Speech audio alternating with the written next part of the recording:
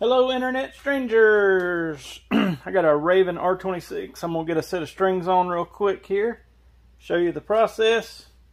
I've already got it in our last chance press here. And I'm going to go ahead and get it pressed. A fella bought this used off the internet and wanted to go ahead and get some new strings and cables on it. So we went with a flow orange and silver. I don't know how well you can see that set. Flow orange serving, of course the middle's black. We got black cables, so that'll be good. I always tell people we can do colored serving on the cables, but I don't feel like the serving is as good as what we can do in black. The black serving is Angel Majesty 15 thousandths, which in my opinion is about the stoutest serving you can get at that size. And if we use like an orange serving, we use like a Halo, which is still a great serving, but I don't think it's as good as the Angel Majesty. So I have a lot of people ask about that. Hopefully that answers those questions. Go ahead and get the old cables off here. I've mentioned it in past videos and I'll mention it again.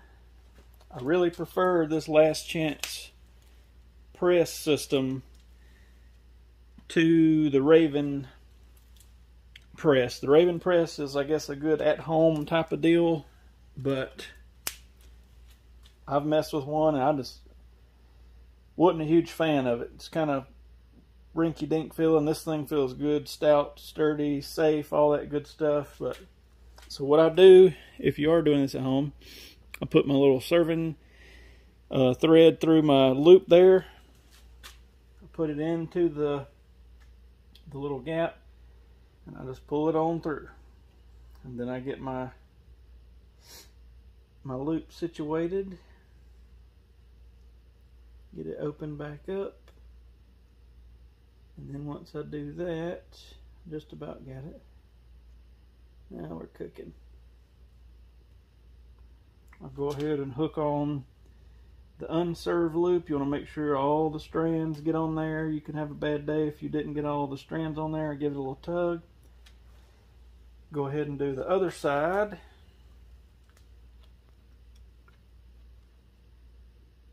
Another thing about what press you choose is you've got your fingers all up in this thing, and if something were to go wrong, you could easily lose a finger. So make sure you kind of know what you're doing, or find somebody that does. I don't want to see anybody get hurt. We had, not on a Ravin crossbow, but on a Barnett type of crossbow the other year, a guy had bought one at a pawn shop. Didn't know anything about crossbows, and this particular one did not have a finger guard like the Ravins do. He went home, had his finger up, and completely lost his thumb because the string hit it and took it off. And it could have been prevented, but he just kind of went with it, and he came in here and I was like, holy smokes, what happened to your thumb? And he told me and showed me pictures of it dangling and them trying to reattach it and all that sort of thing. And I was like, man, he was like, that's what I get for not paying attention or talking to somebody first. But luckily these newer crossbows have the finger guards, but I'm just saying it's easy to get hurt. There's a lot of power behind these things. But enough about that. Let's get back to our restringing here. So again, I put my string through the unserved loop. That keeps all my strands right. I take just the string and put it through that tight little groove there, pull it through. Once I get it through, I make sure I get all my strands back together, bend it over,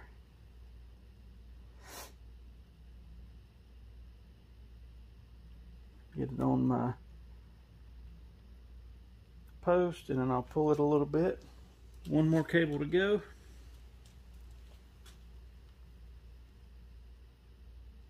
if y'all are watching this and you hadn't watched our channel before, maybe you have, hit that subscribe button. It helps us grow. It helps us to make new videos, all that sort of thing. So hit the like and subscribe button if you don't mind. I'll just set my string over there.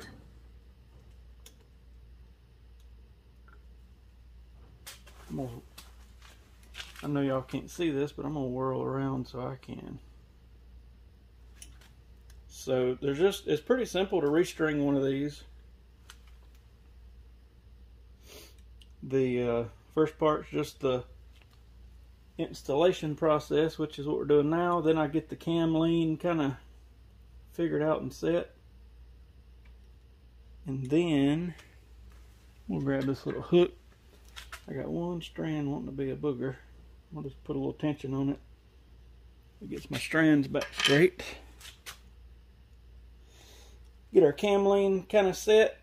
There's not a ton you can do. You can put a twist or so in these cables to play around with stuff, but there's not a ton of things you can do that way. Alright, so I got our cables hooked.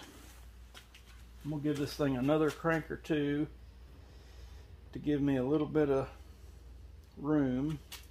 And then I'm going to hook our cables back on.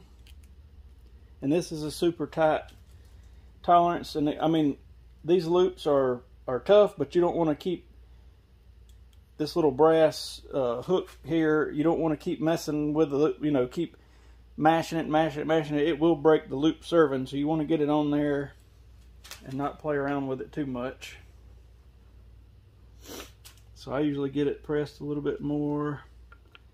I'll get it started on one side. I wish there was a little bit more tolerance here. There's one on. Same thing over here. There's two on. I probably should have started with the back side, because these back ones are sometimes harder to get on because you can't really get your finger in there. We're gonna get it, don't worry. Okay, there's a third one on. We'll swing around.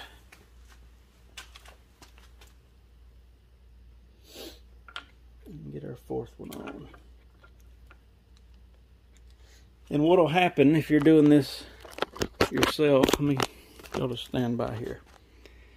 See, the cable is so, sorry, that's not focusing, is so stiff that you want to kind of pull that slack out of it, because it's wanting to be straight, you know, because it's still stiff from being on the machine. So I'll kind of pull that slack out, and then I'll try to hook it. And again, you know, it's a tight little tolerance, but it will go. You just got to finagle with it. Usually this last one's the one that always gets me. I should have made it on the front. It would have been easier.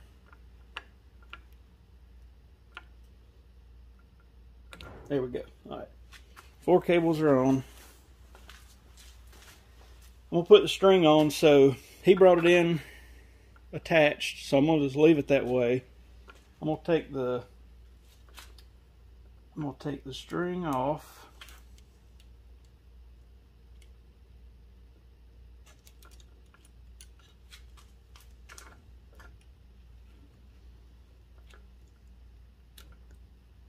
Come on off of there, buddy. It don't look like this thing has been shot much. He could have probably got away with keeping the factory on, but it's okay.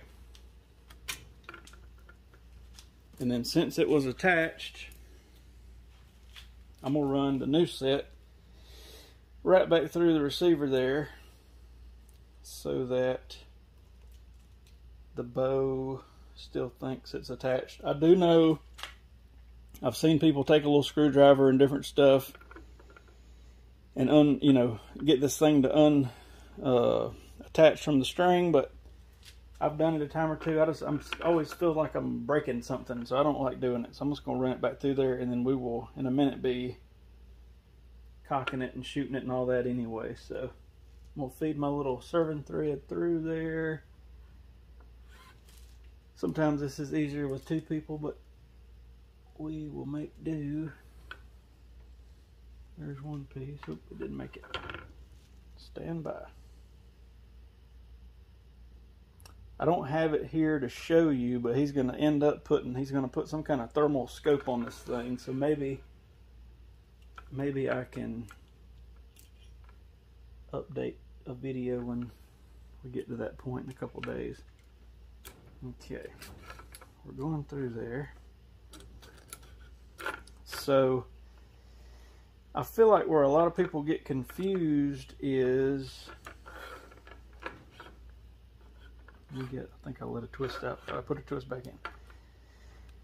You don't have enough room really on the cables to rotate the cams very much. You've got very little. I think more of the cables as if I need to make a cam lean adjustment, which I'm going to show you in a minute. And I think more of the string as I can rotate the cams with a twist or two, and you have a lot more room on the string itself to be able to do that. I can put several twists in or out of the string for the most part. I'm gonna open this loop up just a hair. Thought I had a pair of needle nose, but that'll work. Let's get this thing around here, and you still, even with this press or any press, you still got tight little quarters here.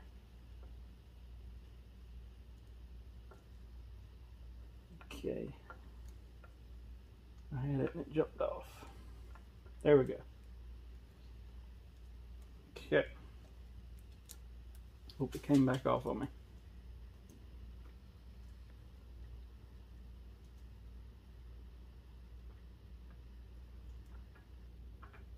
I'm gonna swing around. Sorry, y'all can't see this. Okay, I got it on. Now I gotta get the string in the cam groove. Voila. So now we got everything on. I'm gonna do a double and triple check to make sure everything's hooked. We don't want anything scaring us here, and we don't want anything going kapow. So I'm gonna double check. We're on our both ends of our cable. It's easy. I've never had this happen, but I have on a compound bow. It's easy to make it look like this cable is on this little brass eyelet here, but it won't be, and it'll be halfway off, and you got to let the tension off, and it'll scare you. So anyway, we're hooked. Give it a little tug. I'm gonna slowly let some tension on it. Now these strings and cables have been under 400 pounds of tension, honestly, for several hours today, to get stretched out and set and all that sort of thing. So, but what I'm slowly putting tension on for is the way they wrap around all these little grooves and things. I want that tension to slowly take the slack out of them and not be like a sudden grab, if that makes sense. So I'm going to slowly take the tension off, and then we're going to kind of see where our timing holes are at.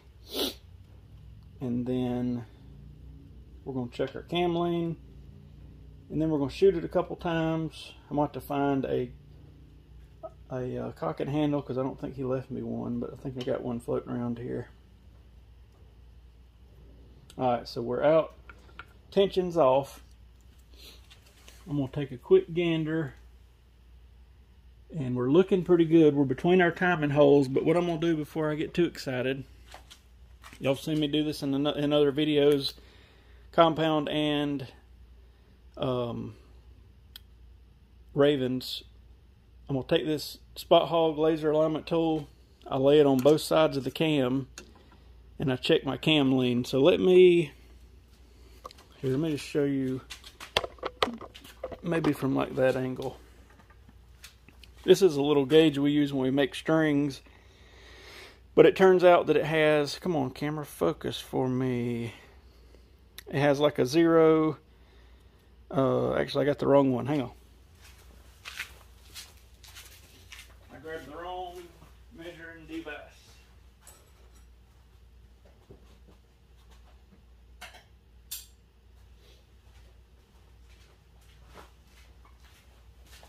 Here we go. This one has a 0.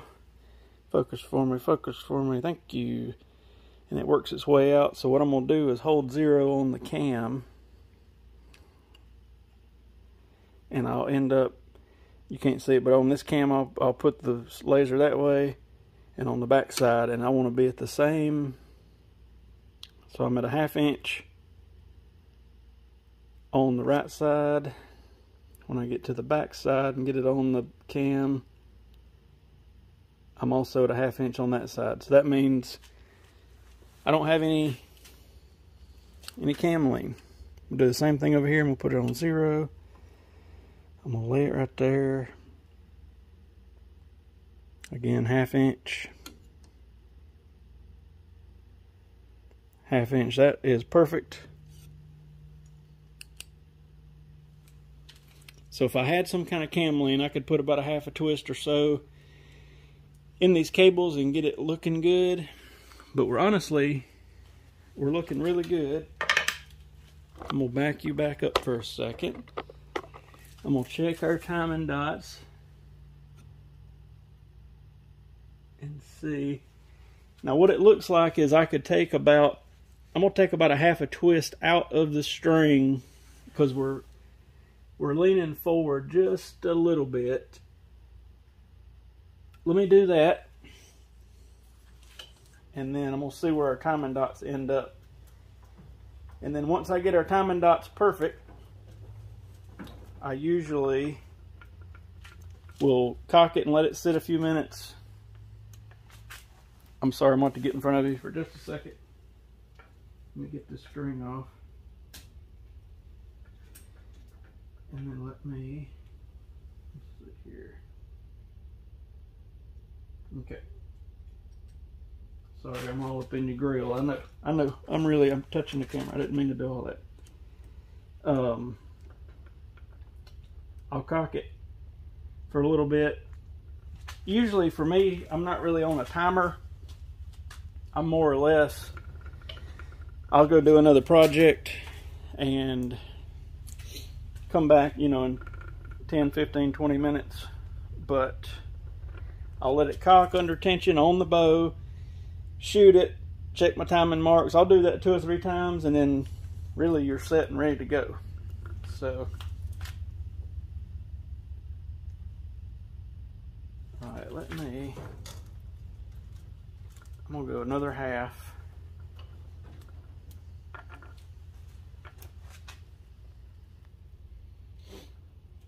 So I'm really messing with my rotation with the string. Hang on one second.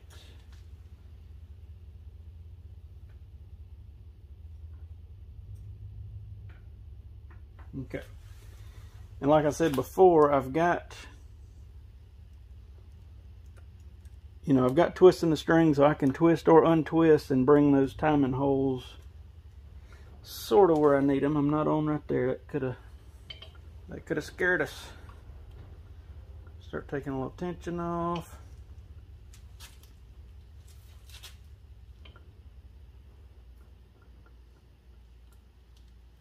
That's looking pretty good, pretty good.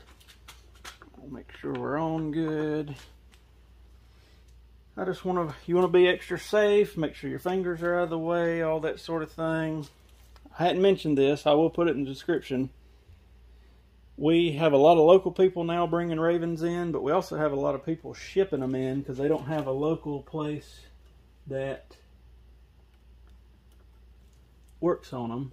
So if you were to need that, go to archeryshackstrings.com, and there's a section for Ravin Super Tune or Ravin Restring. I can't remember what it's called, but ultimately for about $200 you send in your bow, we restring it, and that money also covers us getting it back to you. I will say, if you're going to ship it in some big old case, you know, call us ahead of time, because I had one guy wanting us to ship a $200 or $300 case back, and I was like, well, we can't cover that because we'll be losing money. But alright, so we're back off tension. We're looking good on our timing holes. So now, let me find a handle, we'll cock it, let it sit, shoot it a few times, cock it, shoot it, check our timing holes, and then we're pretty much done. Well, there she be. I went, and I didn't want to bore y'all. I cocked it for about 10 minutes, and then I shot it, and I cocked it for about another 10 minutes, shot it. Timing holes are looking good. Just a quick, if you're really going to go all out and want a vise for these Baker Archery Products vices work great. You can use them for compound bows, crossbows, ARs, whatever you need to use them for. He makes a stand for them. This one I just mounted to some 2x4s, but it kind of works great as an all-around good vise. So that was the Ravin R26 restring. Again, if you need some help from us, just let us know. I'll put all the information in down below. But we are here to help you. Hopefully this video helps somebody. Hit the subscribe button if you don't mind. I'm Jeremy. Hope y'all have a good evening, or morning, or lunchtime.